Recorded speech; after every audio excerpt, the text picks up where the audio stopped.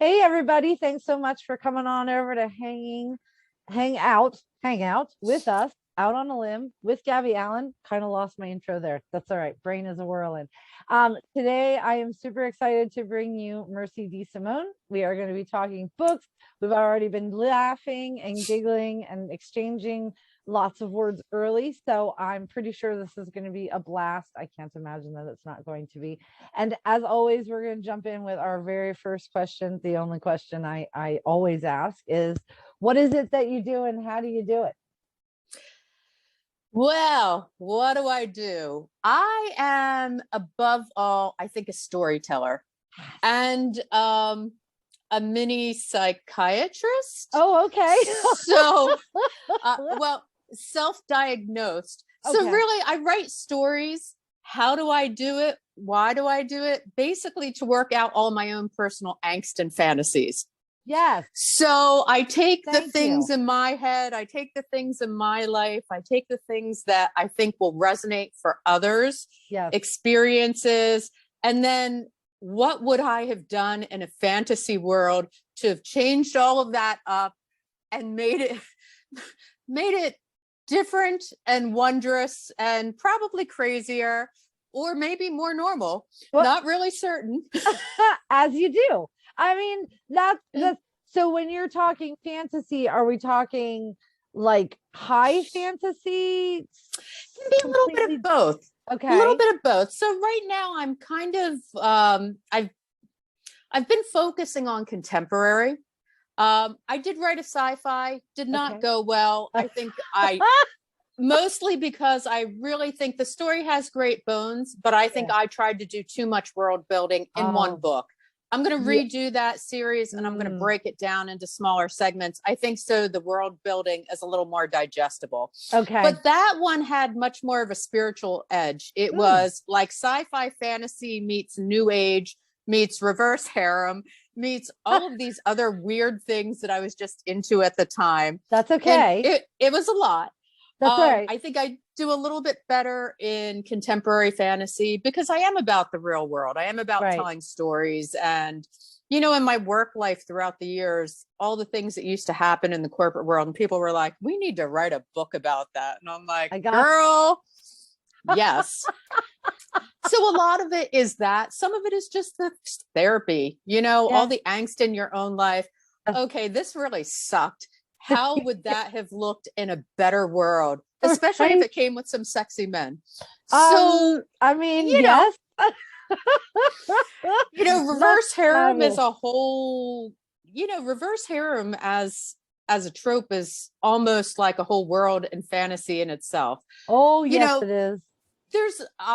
There are real poly relationships, but I think if you ask a lot of reverse harem readers, you know, would you really give up your husband for 3 men? You know, the answer is often, well, maybe not, but, you know, because I love him a lot, but if he wasn't here, would I want 3 men? Well, maybe. You know, for me, reverse harem is finding a man that hits all of the sweet spots for you. Because very rarely do we find one person that fills all of our needs. It does them all. I got you. I was just talking to somebody this week. I did the Rebels and Readers event in Hershey.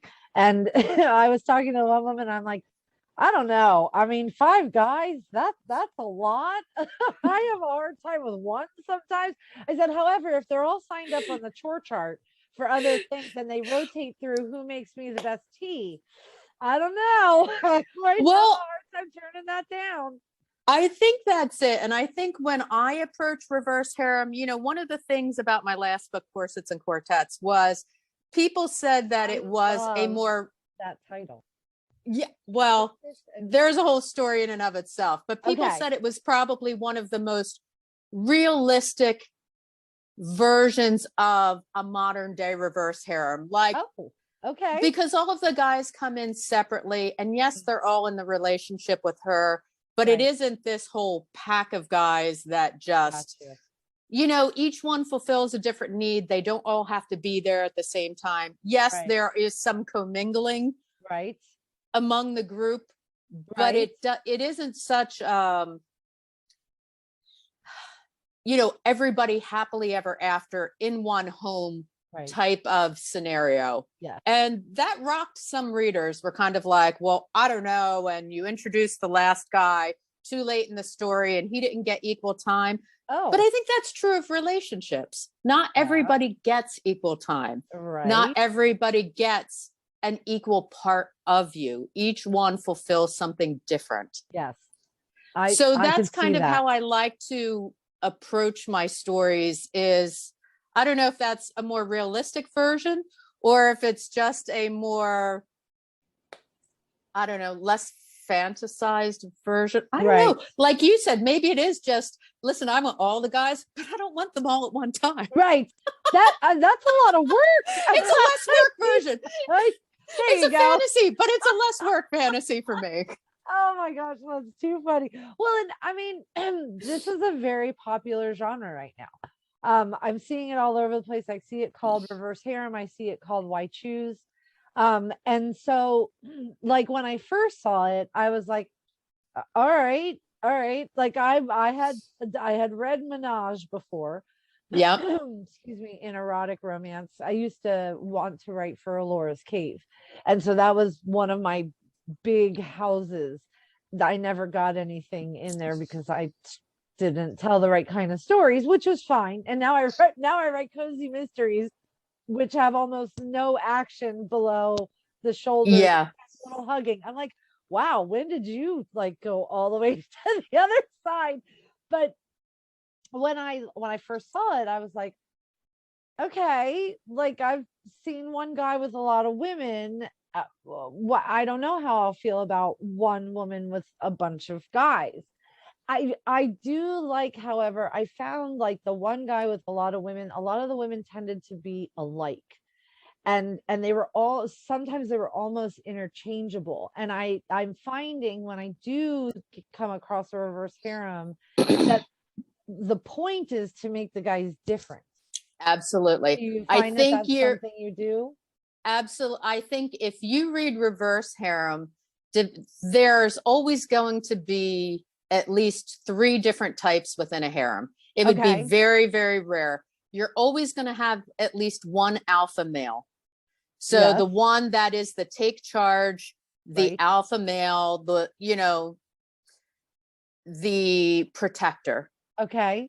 You generally have at least one that is the nerdy sub. Right. He's going to be a little nerdier. He's going to be a little bit smarter. Okay. He's going to be the reliable one. Okay. And then you're going to have often the bad boy, the one that's the devil may care. He's a little bit of the asshole. Okay. I'm going to be in here. I'm in here for the right reasons, but I'm an annoyance to everybody else while I'm here.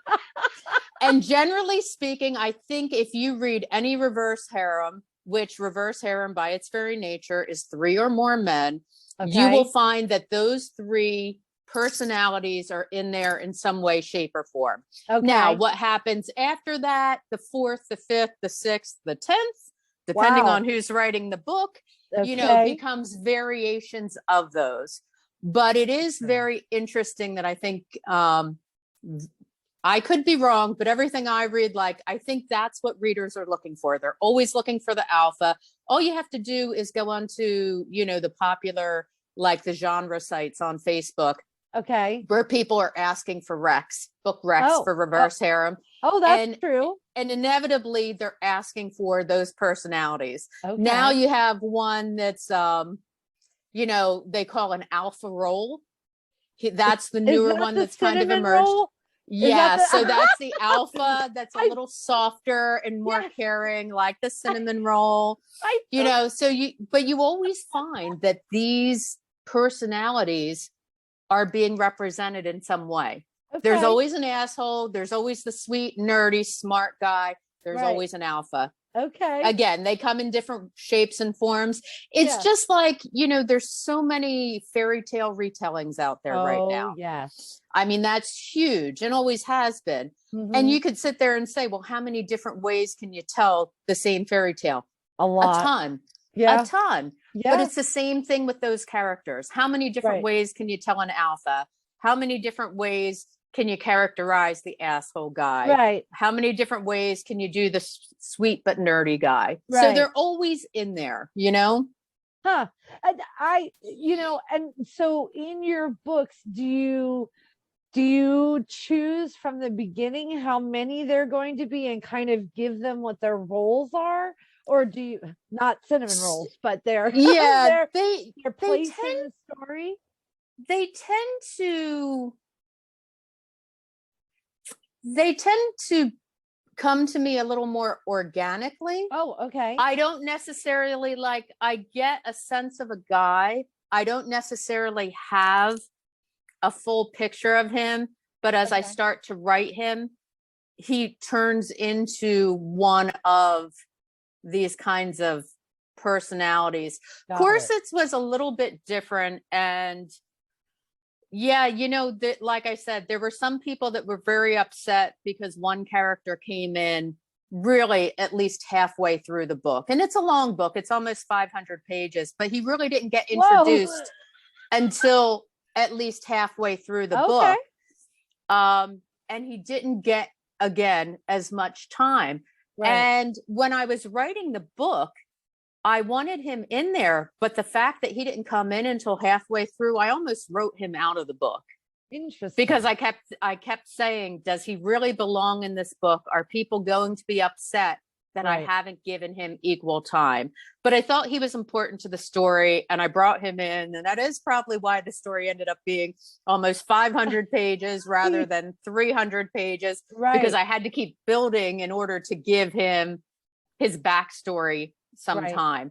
But there were definitely people that were upset by the fact that I wrote him in so late, but I don't apologize for it. It served the story the way I wanted the story to be told. And it's your story. Right. And, that's one of the things that people get very upset about is reviews. And we get so hung up on the bad reviews. And I have to keep reminding myself, every story is not for every person. No. Not everybody is going to love the way, people are like, well, I don't know why she wrote it this way. And I would have, yes, but then it would have been your story and not mine. And then there's that. And then there's that. I mean, I sometimes I have the same thing. I'm kind of fringy in the mystery genre because I write like real romance in my books. So it's a lot of, if you watch Hallmark, if you read a lot of traditional cozy mysteries, they tend to either have the boyfriend at the beginning or they meet him and they just kind of glance off of each other every once in a while, like in a pinball machine. I love reading those, but that is not how I write. And so I have gotten well, I don't know if I liked the mystery and the romance like that. And I'm like, well, here's the thing. There are a lot of other authors out there. Right. And are writing exactly what you're looking for. So, and I don't write dark. I'm not a dark romance writer. I'm not a dark romance reader. Oh, right. Yeah. So, I've gotten to the point where a megaverse is huge right now. And suddenly everybody's jumping in and writing a megaverse. I'm not a fan of reading it. I'm not really going to write it. Yeah. When I first started writing, I kind of fell into writing. Oh, okay. How long ago? 2018. Okay. Awesome. So I fell into it in the reverse harem genre. And consequently, I've been writing in reverse harem. My last short story was Menage. Okay. And I have to tell you, I really feel like maybe I'm ready for a switch. It was a great introduction into the world, but maybe that's not where my heart is. I'm really, as a reader, I'm an urban fantasy reader. And I love urban fantasy.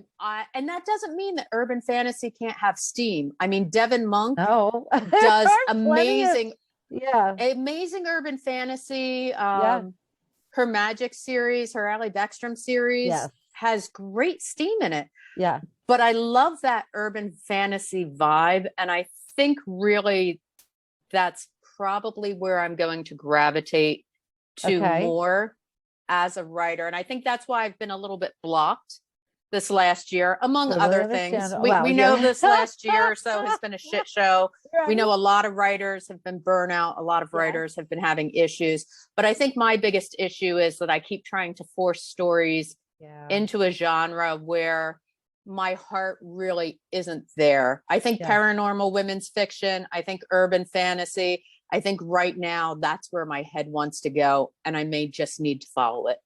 And I mean, I did the same thing for years. So I've been writing since 2000, and I've been publishing since 2005.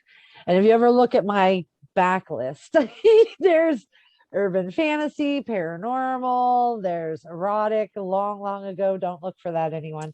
There's there's cozy mysteries. I wrote cozy mysteries not knowing that there were rules, so they're very sexy, like very sexy. Oh, from 2005 to 2009. Some people love them, no one ever said anything, and then I got into like the actual cozy mystery, and they're like, nope, not that, can't have it. And I was like, wait a minute, no, that's all right, well, I'm gonna figure out where my little slice is over here, because I can't do them as pure as you do. right. Which is my own thing. But I love urban fantasy for so many different reasons. However, on top of that, I was trying to write contemporary romance. Now, I did write 5 or 7 of them or something like that. I loved the ones I wrote. But when I tried to think of, because I belonged to RWA, and I was in on the romance. That's what I wanted. I was good at mystery, but we weren't doing that. I wanted to do romance because that's where all my friends were. And right. when I finally said, look, this is not me. I need to kill people on the page. I'm so sorry. That was when things popped for me, because well, it's I interesting was really doing what I wanted to do. It's interesting that you say that, though, Misty, because I think that is one of my biggest fears as a writer, is my core and my friends now are in reverse harem. And, they say one of the worst things that you can do is genre hop. So I started in a co-write in a contemporary reverse harem, and then I tried to do sci-fi. And people were like, what the hell is she doing? So then I went back to contemporary, and that did better. But now it is kind of like, now I just did a short story for a charity anthology that is, it is a paranormal menage. Oh, okay. That's the one you were just talking about. Yes. So so that's another one where I'm like, okay, like, how is that going to be received? Because one more time, at least I kept it in menage instead of reverse harem. Right. But now I switched totally paranormal. So I went contemporary sci-fi, contemporary paranormal. It's almost like, okay, let's just try on all these hats and know that until one hits, you're either going to kill your career, or maybe you're genre hopping in hopes that you find the one that fits. I don't know. I wrote young adult ones too. I cannot do YA. No, I'm too old to do YA. I didn't publish it. This was like 15 years ago or something. I was like, oh my gosh, YA, this is me. I got this. Because I started out when chick lit was really popular. And then chick lit got nailed to the floor, and everybody hated it. Don't use that word in a query litter, because you will immediately get thrown out for even saying chick lit.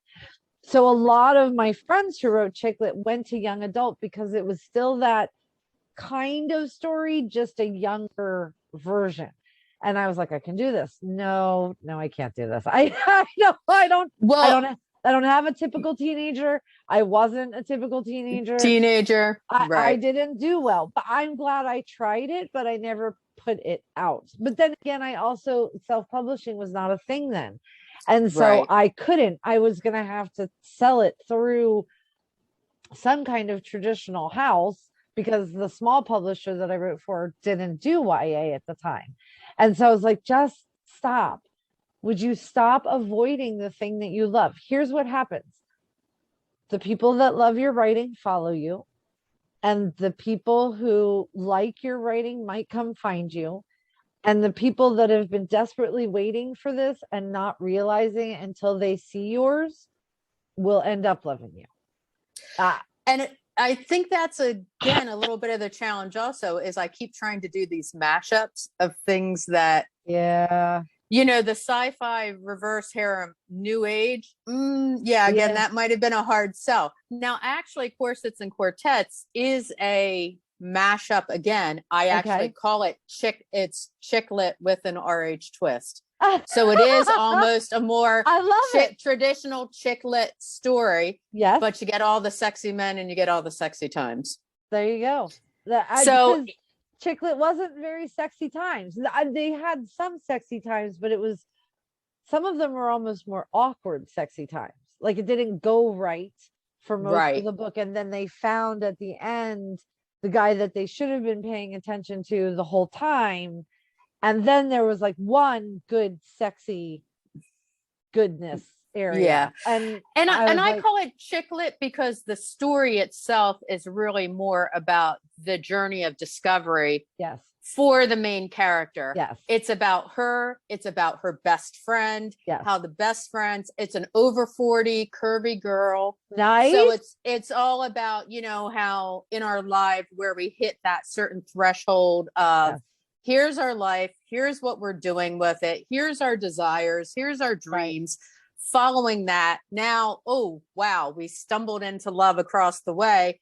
And now I got 3 men in here vying for my attention. And what the hell do I do with that? Because as she says in the book, harems are for harlots. Until somewhere along the way, she decides they're not. So basically, maybe I was wrong. Right. So the basis of the story is she's an over 40 curvy girl. She works retail. She's a struggling Regency romance writer. Okay. And then it's all about her journey. So, the tagline is always, what would Jane do? Because she wants to be the next Jane Austen. Yes. But instead, she's trying to follow this dream and reality becomes a little less Jane. Yeah. Yeah. Yeah. And I mean, I love that kind of stuff. And I find myself drawn towards books that are a little different than what you would expect. And I think, in the realm that's out there now, between indie publishing and smaller publishers like, who did I hear about this weekend? Blushing Press. I don't have any experience with them, but there are people who publish through them. And I was like, this is really cool because yes, it's a little more niche, whichever way you say that. But it also is pleasing a lot of writers and readers. There were a lot of readers at this thing this weekend, and they were clamoring for the sexy stuff. And so I sat next to a woman who wrote Menage, Stephanie Julian, who's a New York Times bestseller and a USA Today bestseller. And we were laughing because somebody would come up to our table, and I'm like, so if you want super sexy over there, and if you want people being killed, then come to me. And so we were laughing. She sold so many books. People loved the fantasy of it. I don't know that they want to live that kind of life, but they really enjoyed the step out of reality. And I think that's a lot of what reading's for.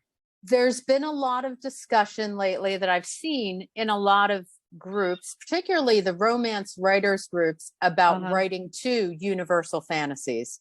Oh, yeah. And that's what sells.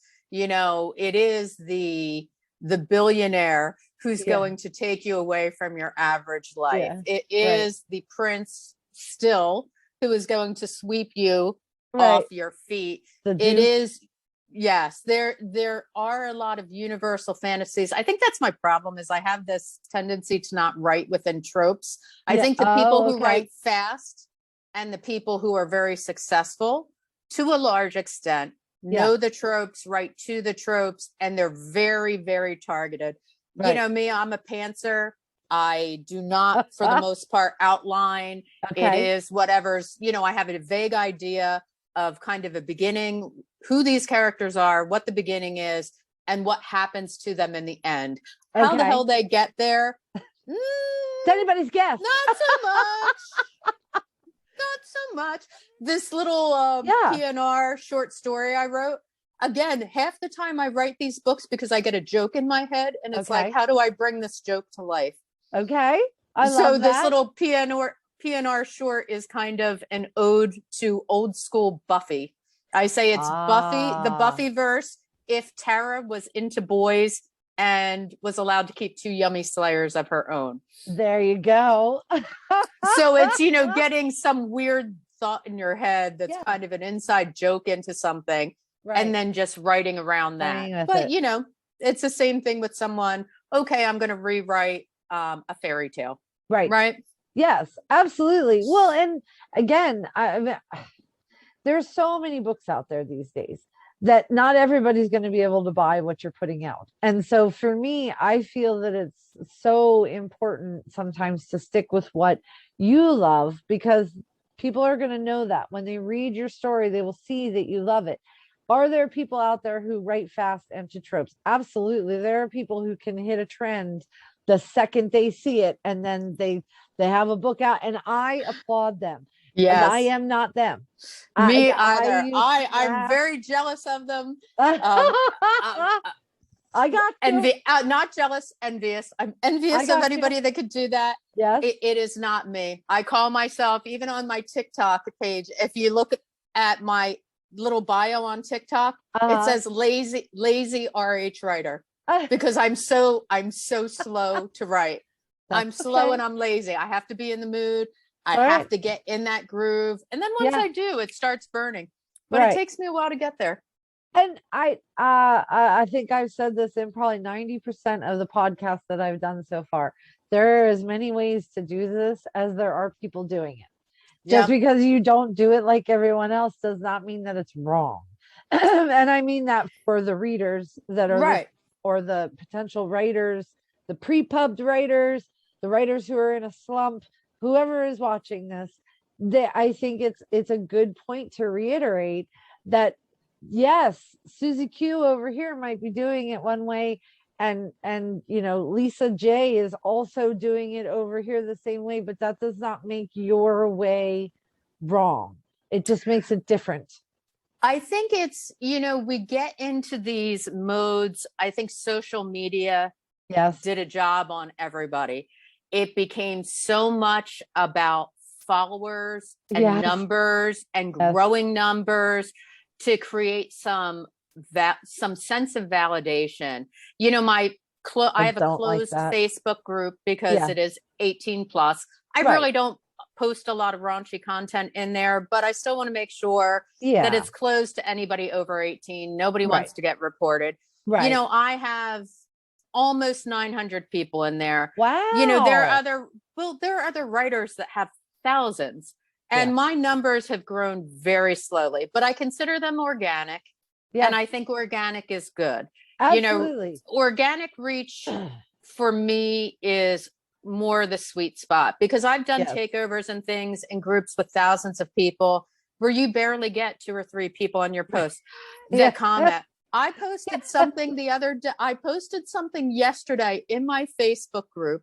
It was the funniest post, because that, I think, was the most reaction I have gotten from people in ages, because we're keeping it real. And I had over, hold on, because I'm going to give you the stats on this one post. Literally 366 post reach. Wow. 38 comments.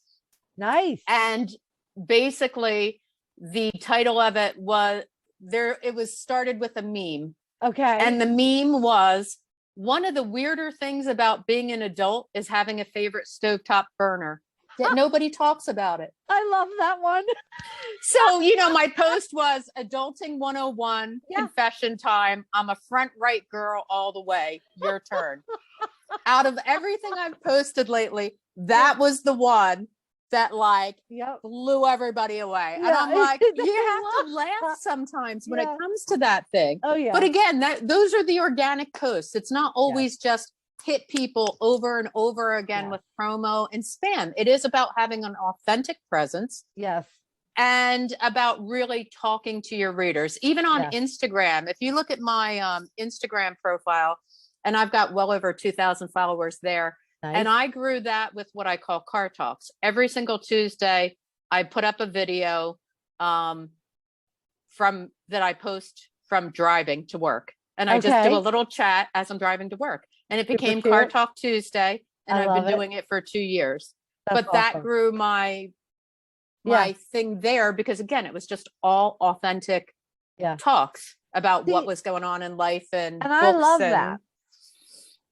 I love so, that because I did a book funnel, which I'm, love it. yep, I did an anthology book funnel to pull in newsletter readers and stuff. And I went from like, I don't know, like 1,000 people of my own to like 6,000.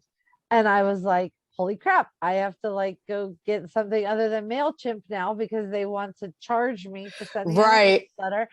And then I sent it to them, and like my stats sank because my 1,000 people that were originally mine, who knew me, who chose to get into the newsletter for me right. because they went to my website and they clicked on the yes, I want your newsletter link and that kind of thing, versus the 20 Freebie authors. seekers. Right. Well, the freebie seekers, and also the I like this author, and now all 20 authors have my email because that's what you agree to when you. And I was like, Right. I don't know. I mean, I love that people do that for themselves, and that's the thing. I judge no one. You do whatever Right. works for you. Yeah. But Some I people do it works find very well. absolutely. But I find that if I like you, if I do it more organically and I'm just who I am, then the people who want to read my stuff are there for it. And So I I like to approach it as smaller and more insider. yes. Let's Yes. let's keep it to the insiders. Let's Yeah. keep it to the real fans. Yeah. And the other people who want to discover you will find you other ways. Yeah. That's what Twitter is for. Like, Right. I throw stuff out on Twitter infrequently. Right. I throw other stuff out on Facebook. It's funny because Mercy DeSimone is a pen name. Okay. So, I spend more time on Facebook as Mercy DeSimone than I ever do as myself anymore. Right. And, but I have the Facebook group, but then I have Yeah. even just under Mercy DeSimone as a personality. Yeah. It's all positivity posts. You are your brand. Yeah. So it is Oh, yeah. also about determining what is your brand about. Yes. And, I think one of the things that most people, if you asked other authors, I think one of the things that most people would say about me is that I'm positive and I'm supportive. Good. And that's the brand. Yeah. And that's totally me. my thing Like, too. don't I'm not engaging. I'm not getting into Yeah. these arguments Nope. and stuff on Facebook. It's not Nope. worth it. Nope. Oh, and are you really changing anyone's mind? No, but I don't think you are. do At see, least I don't think I would. but I do see other people who are writers Yes. who are not thinking about themselves as a brand, Right. and who do go out and make posts that Yes. inside I'm just cringing and saying, oh, you really did not want to put that out Yes. there. I mean, to a certain extent, if it's authentic, Right. I get it. But again, these things don't go away. No. And one day you're going to look back and you're going to really wonder why you shared that with the world, Right. or why you allowed that piece of negativity, even if it came from a sense of disappointment, or it came from a bad review that hurt you or whatever. But you really have to be very careful how you put those messages out there, because that in and of itself will influence readers. Oh yeah, absolutely. Absolutely. And I get that you can be whoever you want. For me though, like Facebook is part of my business. If I wanted to be, if I have an opinion that I don't feel I really want to debate anyone on Facebook on, but I want to share it with someone, I send it directly to my friends. I don't need to put it out for everybody to be able to have an opinion on, and there are some things that I will put out there, but I very much gauge what are the possible repercussions on this. And then I decide whether or not to do it, because people, we were talking about this before the podcast, the Fahrenheit 451, where, when I read that as a kid, a lot of people, I was surprised that someone would want 4 TVs on their walls and then to be included in a program that they're really not included in, because that's now they feel included. And that's right now there's a thing going around YouTube wise about parasocial relationships, where people are starting to treat their fans and their fans feel like friends, right? Like real friends, like somebody you'd go have coffee with and tell them your stuff. And yet that's really not what that is. So I definitely want to be authentic, but I don't think that everybody needs 100% of me. No, and I think that's the really important piece. It is knowing where to draw that line. Right. When you talk about the TV screens all around you, it does seem like generational. I don't know if it's generational or if it's just a societal shift, because you do kind of see it more at all ages. Yeah. Oh, yeah. But people are really looking for validation. Yes. Which, and I don't. No. Sometimes I feel bad because I'm like, I don't know how sometimes to tell somebody. Sometimes I do. I mean, sometimes you want somebody to say, "Oh, I read your book. That was great. Well, yes. Really loved it." I mean, that's validation. Or if you say, "Hey," or you put out a post that says, "Hey, let's keep it real. Let's keep it kind." You still want to make sure that people validate that. Yes, I'm on the same page. Okay.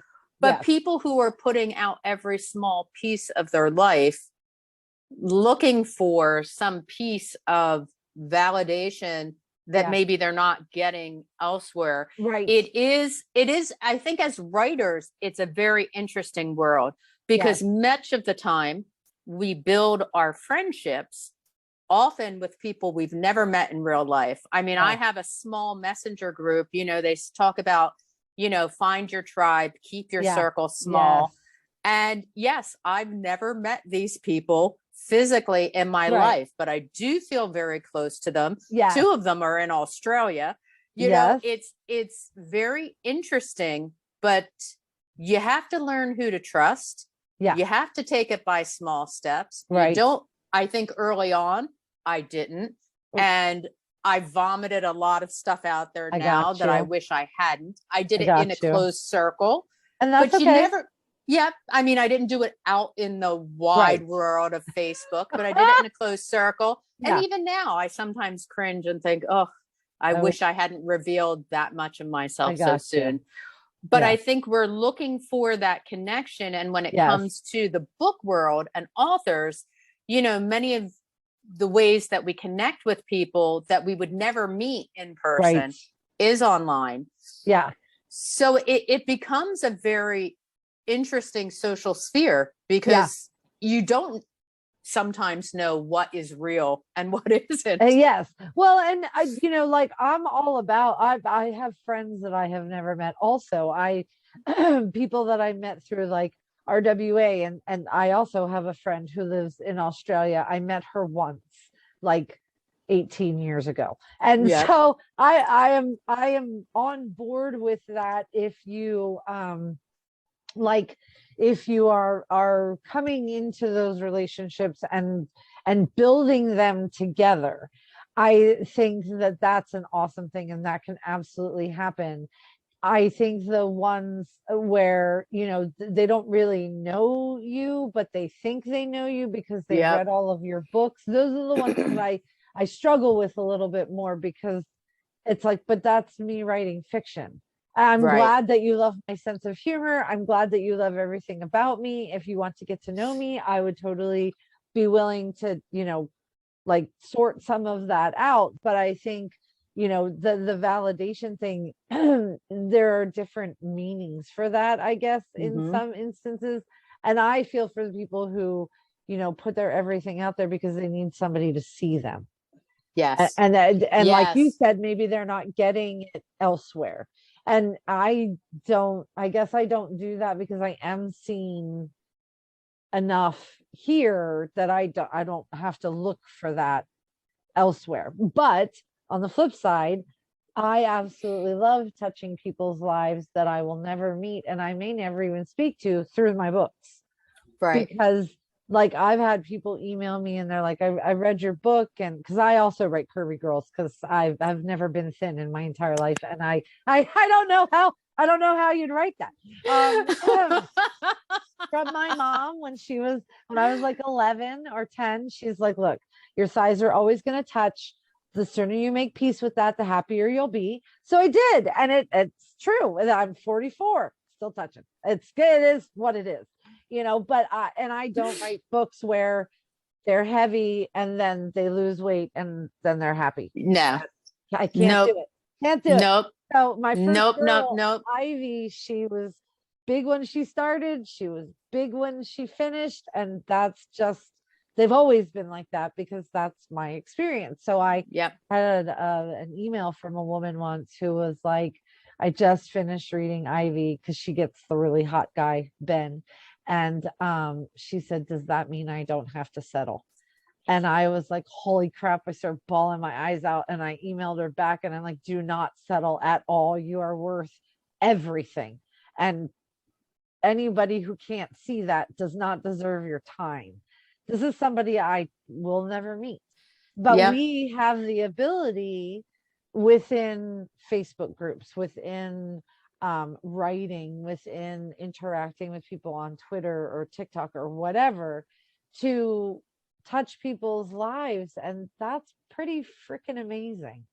It is. And curvy girls are trending. And, when I wrote Josie, again, I thought it was important to write Josie in reverse harem. Yes. And like you said, she starts out, she is unapologetically large.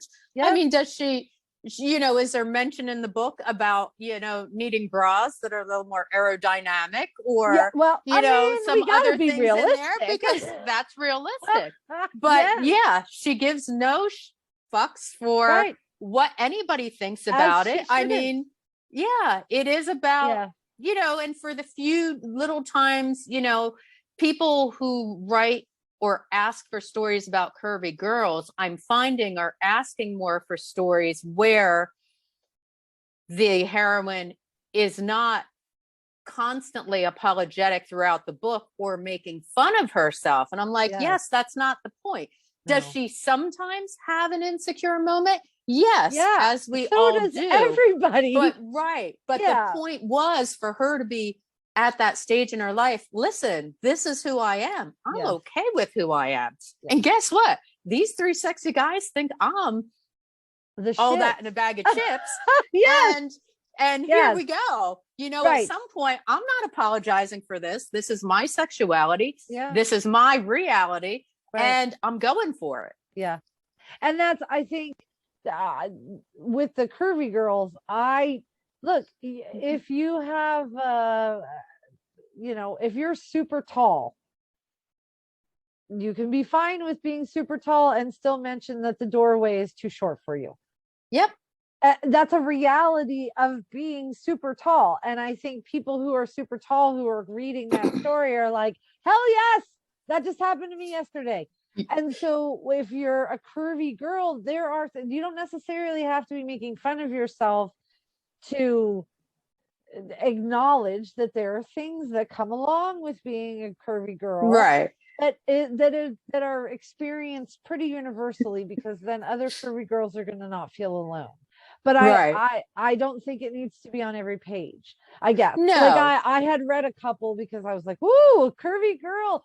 And then I'm like, oh my God, every 2 seconds she's talking about how fat she is. And I couldn't read it anymore because I was like, that is not my experience. I don't want to be writing every other sentence about how my thighs rub together, how I have to wiggle myself. They can.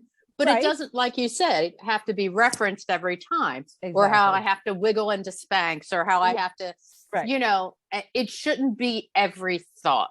No. At some point she should just be able to get dressed and be talking about her clothing in this is what makes me feel sexy. This is what makes me feel good. Just like anybody staring in a mirror. What do I want to wear today on this date? What's going to make me feel like 100. I look great? Yeah. Yeah. And so you know, I mean, and I love that they're coming into genres like yours, because for a while they were either so out there, or they had to lose weight in order to be happy, that seeing them in different genres is a beautiful thing. You know, I mean, that's it's awesome. life. It's is. life. It is. And it's empowerment. And what I love is that so many people I see are now requesting it on Threads. That's awesome. So the fact that people are actively looking for those books and saying, can I read somebody like me? Or they're saying, you know, I'm tired of reading academy and young people. Can I just read someone over 40 who's getting sex? You know, and I'm like, hallelujah. Yeah. Hallelujah. And you know, praise the Lord. Hallelujah. I'm here. I got you. I'm here. I got you. I was just talking to an author the other day, Reese Ryan, and we were talking about, you know, I sometimes struggle to read books about people who are like in their early 20s, especially if it's a romance, because I'm like, is that going to be forever? Now, I was 20 years old when I got married. I am still married 24 years later. So it's not that it's not possible. It's just that I love the books of the women who are like in their late 30s, early 40s. They have baggage.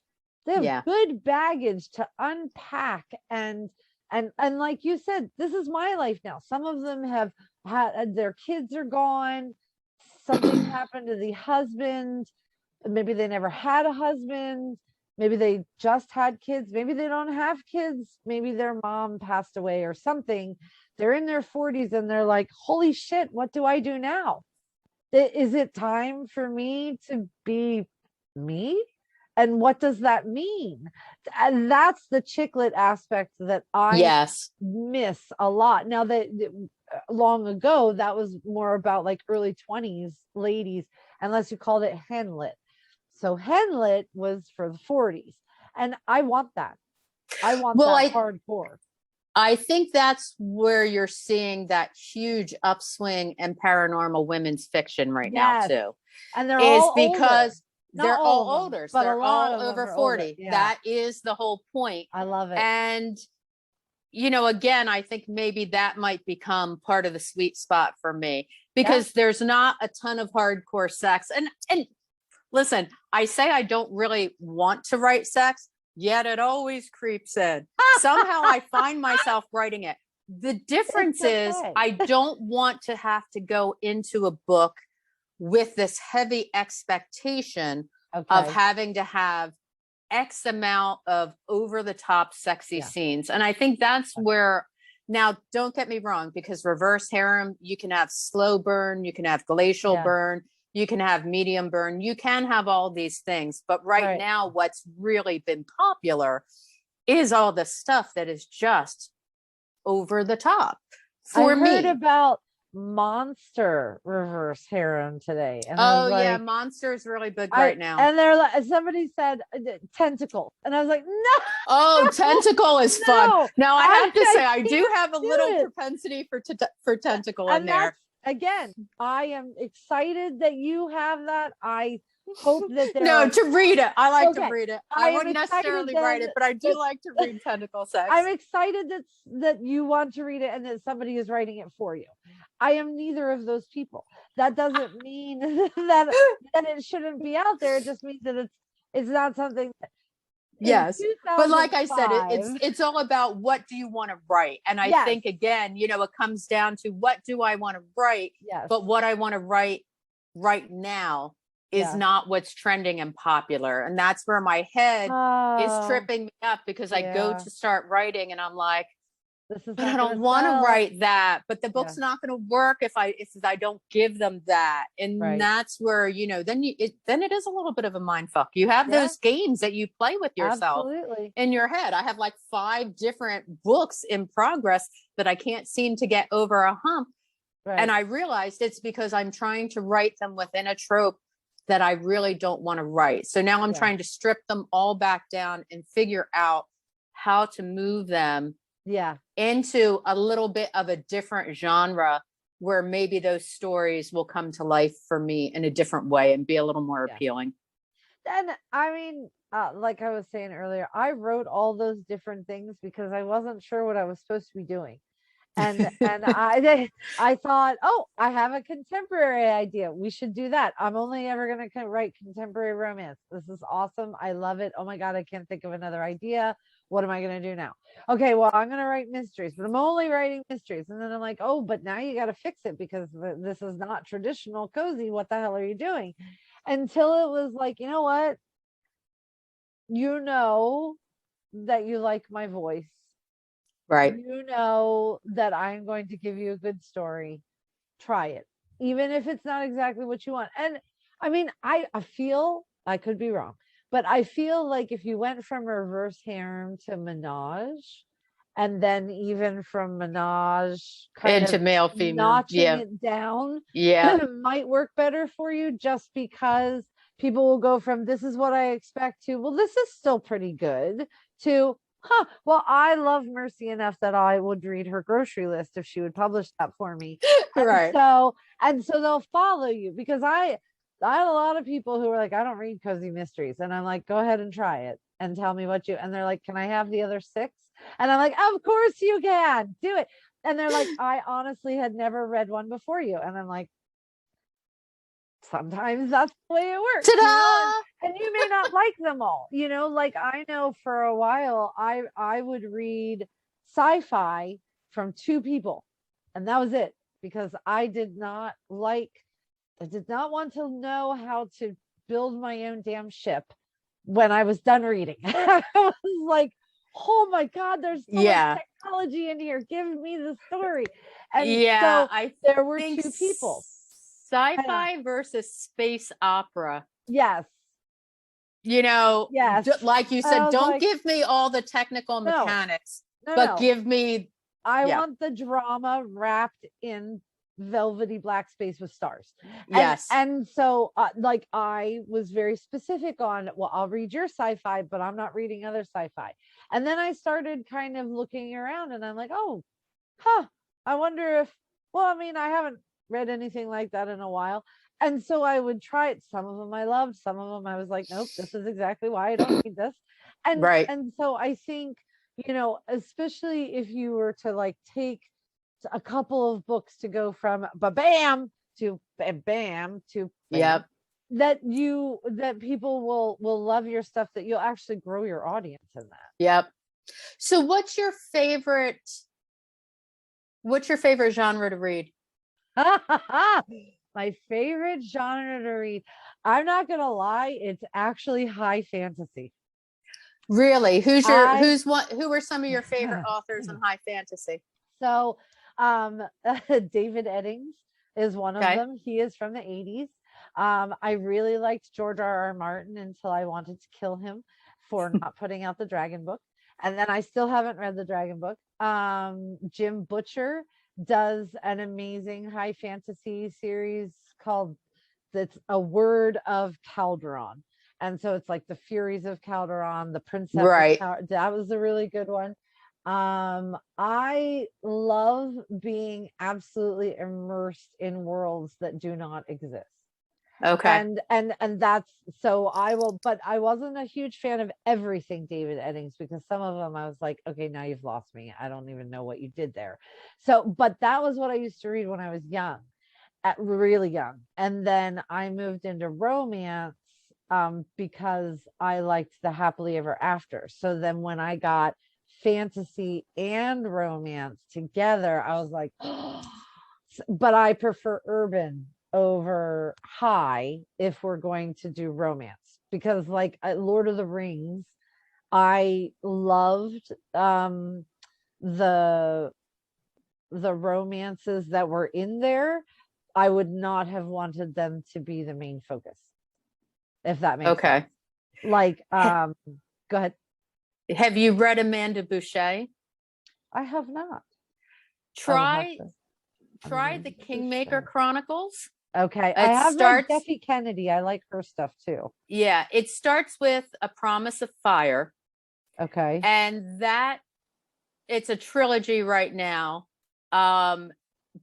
It's more on the high fantasy side. Okay. But definitely romance with some steam. I love it. And, great world building, old gods. Ooh. So some old gods and mythology in there. Yes. It's a really, really great series. It sounds like something like that might be in your wheelhouse. Yeah. If you like that old and new mashup. Yes, I do. But I don't write them because I get so lost in world building that I forget to do I could never do it justice to write it, but I love to read it. And but I do like paranormal. So I also write paranormal stuff. Like right now I'm writing it's a Renaissance fair that's run by a woman, and it's all misfit paranormals.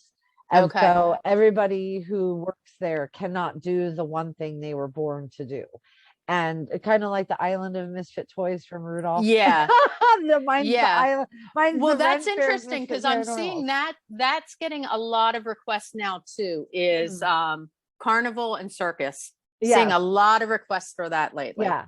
It's just interesting. And I think people move through different genres too, because then they get inundated with specific things that they've asked for. And so then they move on to something else. So I think, I feel like if you do a specific something and you back it just a little bit, but you give them the things that they loved about what you did before, as far as the world building, as far as that kind of thing, that they will move with you. And there were a lot of people at this thing over the weekend who were very much into the reverse harem. And the woman next to me who did the menage, they were just as excited about that. They were like, "Oh, I love that." So I think as long as there's more than one guy, they're okay. As long as I get more than one, we're good. Go. That's what it is. That's what it is. Oh my gosh, I just realized that we're coming up on an hour. Okay. Oh wait, I'm sorry. Was I supposed to stop and let you ask? No, God, no. This was so much fun. I would love to have you back on, and we'll talk more if you want about your books. Absolutely. Yeah, I'm always game. This was a blast. I had so much fun. So you have told us that you have TikTok and you have Twitter and you have I have Instagram. Yeah, you'll find me mostly on Instagram and Facebook. Okay. TikTok, the typical over 40, still trying to navigate and make TikTok relevant in my life. Okay. Not very successfully, but I try. That's all right. So is it always Mercy DeSimone? It is. It's always Mercy DeSimone on all platforms. Okay. And then you have a website also? I don't have a website. Okay. It's just one more thing to manage that I just don't have time yet. Do they have hopefully coming next year? Okay. Where could they go to where's the best place to go to find your books? Really, all of my books are in Kindle Unlimited. Oh, okay. So you can find me on Amazon. You have an author page? Find me on Amazon. I do have an Amazon author page. So hit me up there. Yeah. I'm on BookBub. Okay. So you can find me on BookBub. Awesome. So those are, probably the best places to follow me right now. Okay. If you just want to see the books. Yeah, no, you have to go buy them too. Well, so I'm just saying. Just go read. Go read. Buy it, read it on Kindle Unlimited. I don't care. Just support a starving author and give me some inspiration to move forward. There you go. Because curvy girls, especially over 40, need love. No, we do. I agree. We need love too. There was a song about that. Yes, we do. Jody and if you just want things that are quirky and make absolutely no sense, I'm the person you want to follow. Yeah, well, we have a lot in common, Mercy. I'm not gonna lie. We are in the pod. We are pieces of the pod together. Hey, well, we're gonna see each other in Salem in 2023, right? If nothing else. So excited about that. So at the very least, I'll see you at a signing in Salem. And hopefully I'll have written more by then. That would be good. Hopefully I will too. And we'll have talked again. There you go. I would think. Yes, we can absolutely. Be one of those internet friendships that finally meet up 2 years later. And it's like, I feel like I've known you forever. I do. I feel like I've known you forever, Misty. I know, right? It'll be good. However it works out, it'll be awesome. So, well, I so appreciate you being here. I'm going to throw out, as I always do at the end of every episode, if you guys have any questions for me or for Mercy, please put them down in the comment section. I will make sure that she gets them.